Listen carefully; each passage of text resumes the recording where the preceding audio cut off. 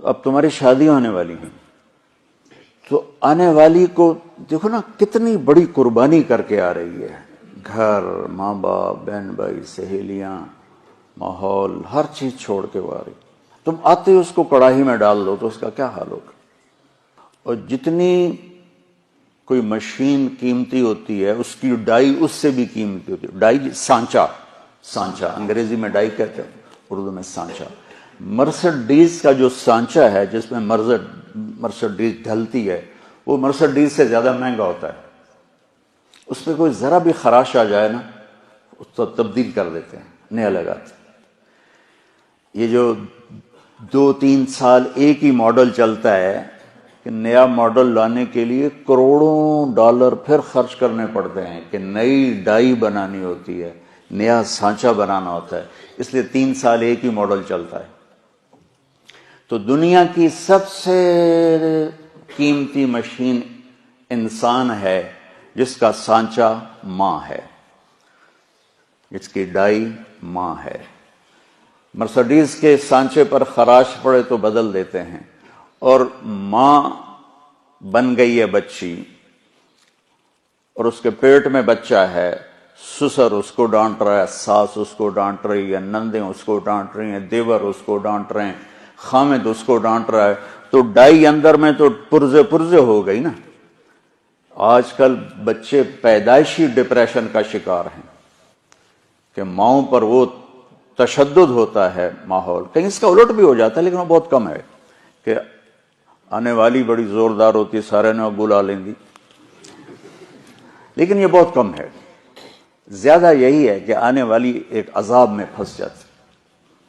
تو اس لیے میں نے کہا بیٹا ہمارا دین ہمیں کہتا ہے کہ لڑکا بھی گھر چھوڑے لڑکی بھی گھر چھوڑے اور اپنا الگ گھر بسائیں تاکہ 2 کے مسائل ہوں. اب جو بیچاری جاتی ہے وہ سارے گھر کی خدمت اس کے ذمہ ہو جاتی، ماں کی بھی کرے، ساس کی بھی کرے، سسر کی بھی کرے، اور خامند کی بھی کرے، خامند کی بہنوں کی بھی کرے، گھر کے برتن بھی صاف کرے، جھاڑو بھی دے، سارے کام اس کے ذمہ ہوتے. یہ ماحول کیسے آنکھوں پہ پٹی باندھ دیتا ہے. ٹھیک ہے، میری شادی ہوئی فیصل آباد، میرا گاؤں. اس وقت وہاں بجلی بھی نہیں تھی، تو میری بیوی شہر سے اور وحشت زدہ ہماری جانگلی زبان وہ سمجھتے نہیں تھی، چپ کر کے بیٹھی رہتی تھی. تو وہ پھر میرے پاس روتی، تسی بولی جاندے ہو، میں نے پتہ ہی نہیں لگتا تسی آگ کی رہے ہو. ایسی کیفیت. اور اللہ نے آنکھ کھولی تو نوکر، کھانے والے الگ، پکانے والے، کھلانے والے الگ، پکانے والے الگ، سودا لانے والے الگ، حقہ بنانے والے الگ. حقے کا ایک مستقل نوکر ہوتا تھا جس کا کام تھا صبح حقہ تیار کر کے رکھنا اور پھر عصر کے بعد دوبارہ حقہ تازہ کر کے رکھنا. اس وقت حقے پر پوری مجلس لگا کرتی تھی.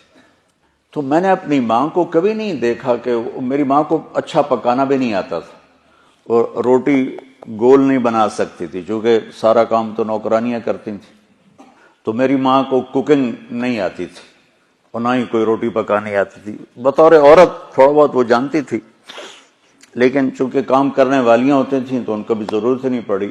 اب اس ماحول میں جرگا، پوری مجلس شورا بیٹھی ہے، پوری فیملی کی عورتیں اکٹھی ہیں اور گفتگو کیا ہو رہی ہے؟